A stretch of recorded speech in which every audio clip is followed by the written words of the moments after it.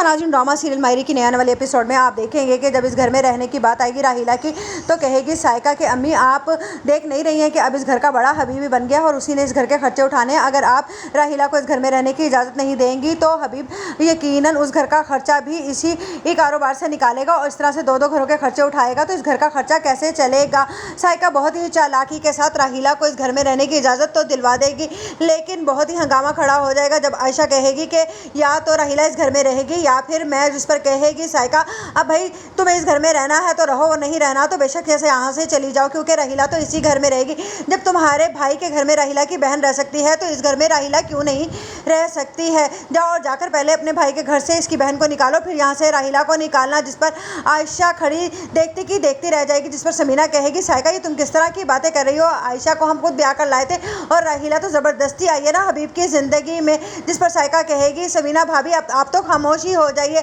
अब आपके इस घर में हरगिज़ नहीं चलने वाली। जिस पर समीना कहेगी बेशक इस घर में मेरी नहीं चलने वाली, लेकिन मैं आयशा को अकेला इस तरह से नहीं छोड़ सकती हूँ, उसका बच्चियों का साथ है और तुम लोग क्या कर रहे हो। जानते हो ना कि पहले भी ये हबीब राहिला ही के यहाँ जाकर रहता था और अगर यहाँ पर रहकर ये सब कुछ इसकी बच्चियाँ देखेंगी तो अपनी माँ का हक इस तरह से वो दूसरों को नहीं देने देंगी। मैं तो कहती हूँ कि राहिला को जहाँ रह रही है वहीं पर रहने दो। ऐनी कहेगी कि समीना ताई अगर आपने मेरी अम्मी का साथ ना दिया तो आप जानती है ना कि मेरी अम्मी इस घर से चली जाएंगी और मैं अपनी अम्मी के बगैर हरगिज़ नहीं रहूँगी। जहाँ पर मेरी अम्मी रहेंगी मैं भी वहीं पर चली जाऊँगी। इस वजह से समीना बहुत ही ज़्यादा